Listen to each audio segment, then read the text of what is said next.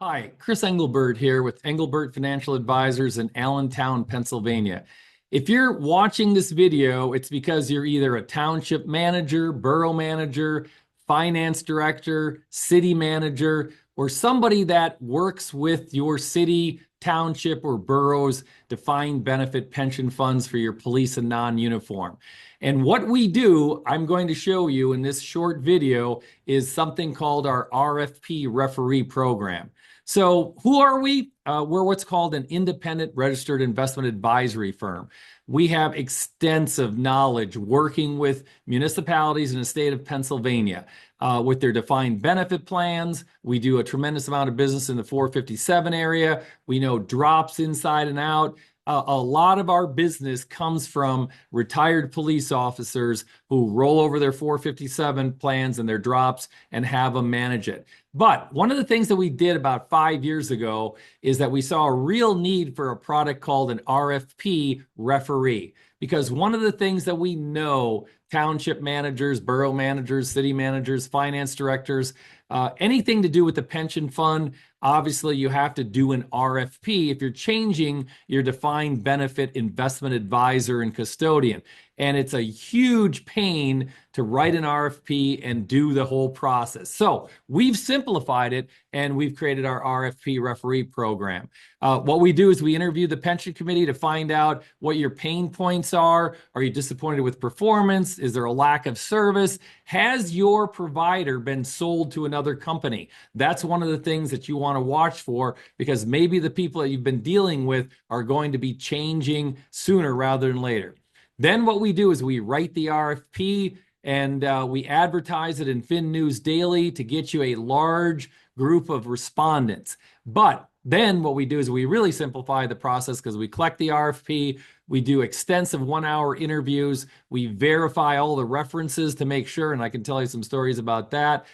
We review the fees and expenses as well. But one of the things that we've done is we've created a scoring system, because it's not just about the lowest fee, it's also about the investment performance that they are submitting, that obviously is one of the biggest drivers as far as your funding responsibilities for your pension fund. So with our comprehensive scoring methodology, we get you to the highest rate of return, obviously with the least amount of risk. We get you to a manageable number of finalists to interview. I typically suggest 4 to 5 finalists to interview. We've had as many as 15 to 18 respondents. We get that number down. We help run the in-person interviews, and then we provide a debriefing after that. One of the things that we've started in the last couple of years is we also offer a transition process that if you do change providers, obviously we're not attorneys, but we work with your counsel to review all of the contracts and make sure the pricing is what they say it's going to be. The entire process for an RFP takes about 90 days from start to finish. And again, we do something that's very unique, and we've had a lot of positive responses to that. So what's the current environment right now? Well, guess what? At the end of 2025, pension funds have seen 3 positive years of performance. This was after a poor 2022. One of the things that we've seen is that a lot of pension managers, your pension fund managers, haven't really done any investment changes over the last couple of years. And we find this a little bit alarming, because one of the things that we think is going to happen is that the S&P 500, which has been dominated by tech stocks, may take a breather the next couple of years, and you may see some underperformance of your pension fund depending upon what your consultant or investment advisor is doing.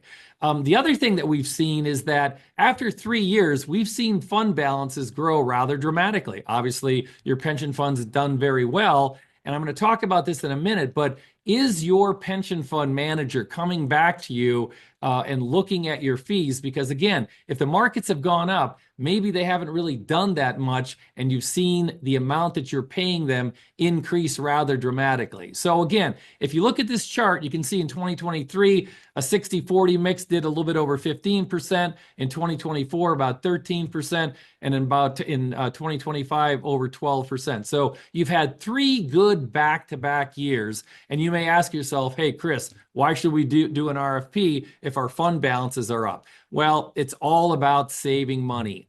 These are the RFP referees that we've done over the last 3 years, and these are the annual savings that we can verify that each one has saved on an annual basis, which if you look over a 10-year period of time is substantial. You see a 10-year savings of close to 1.5 million, another one of $1 million, another one of 271,000, 279,000, 1.1 million over 10 years. So if you look at the annual savings, you can see that they are substantial. Now, these are large municipalities. We can provide some very good references for them. They can talk to you about how we walked them through the entire process and made it very easy for them and for their pension committee to make a final decision. The other thing that we've seen happen in the last couple of years is there's still a lot of funds, mostly non-uniform funds, that are still in PMRS. This is something I'm going to talk about in a minute, but let's back up for a second and talk about when should you do an RFP. If it's been more than 5 years, you really got to take a look at what's out there. Because again, if your firm's been sold or the investment team has changed, it's one of those things where how much are you paying and what are you getting for it? Are the people that you originally hired really running your investment plan as far as your defined benefit funds go right now? Now, let's get to PMRS out there and what's going on. Obviously, PMRS is a state-run plan. It's the Pennsylvania Municipal Retirement System. We are very, very familiar with it. We've taken out over a dozen plans from PMRS. And I'm just going to give you 2 slides on why you want to consider leaving PMRS. I have an entire slide presentation that goes much greater in depth as to why you want to leave PMRS. Number 1, they used old actuarial data to calculate funding costs. 1/1/25 was the last actuarial valuation. Most of the defined benefit plans out there use the 1/1/25 to determine their future MMOs or minimum municipal obligation. Well, you're allowed to use the 1/1/23 or even the 1/1/21 valuation. And many times you see PMRS, because administratively they can't update their information quickly enough, use a very old valuation, which again doesn't give you a good idea.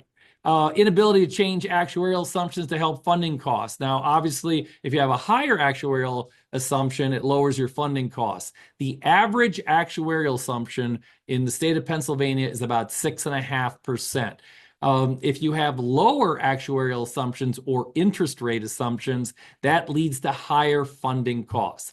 The other thing that happens with PMRS is the inability to change benefits much more rapidly. If you don't know what Act 49 is, I'd be happy to do a phone call or a video with you on Act 49. We think it's very important for cities, townships, and boroughs as a tool to use to recruit police officers. One of the other things is, how do you handle the COLAs as far as negotiations go? Over the next 2 years, we're seeing a lot of contract negotiations going on with police officers looking for benefits increase, and one of them is obviously a COLA that they're doing. So let's get a little bit more in depth into what's happening with PMRS and give you, I think, the major reason why you want to leave PMRS is that PMRS gives you an interest rate assumption of 5.5%. Now, lo and behold, in 2024, they did give some excess interest. How do we know this? We have a client that left PMRS and they got their excess interest. But look at the returns over the last 3 years that we showed you before. The total return for just an average 60/40 portfolio is over 53%. If you're getting credited interest from PMRS of 5.5%, you've returned about 17.5%, or an annualized rate of obviously 5.5%, compared to 15.45%. As a fiduciary for your pension plans, you have an obligation to take a look and determine if you are doing the best thing for your plan. Because one of the things that's happening, and we've had conversations with 2 major cities that have a large firefighter plan and a non-uniform plan in PMRS, is that one of the ways to help your city or township or borough budget is by leaving PMRS, changing your actuarial assumption, because you won't be forced to put as much money into your pension plan. Because again, if you have a lower investment assumption, you have to put more money into your plan, even if the returns are higher. And guess what? In PMRS, who are getting the returns? your plan's not getting them. They're giving you a little bit of excess interest. So I think this is a conversation that if you have a plan in PMRS, or you know of a neighboring township or municipality that has a PMRS plan, have them talk to us. We know exactly how to do this because obviously we've done it before. So again, if you're getting this video, that means you have a defined benefit pension plan for non-uniform police. There's a couple of fire plans out there, full-time firefighters as well. We see that becoming much more active. And if you want to have a look around as far as what's happening out there with the manage of your pension plans, give me a call. Be happy to talk to you, walk you through our RFP referee process, and show you how we can save money, which ultimately benefits your municipality and will benefit your pension plan. Thanks for watching.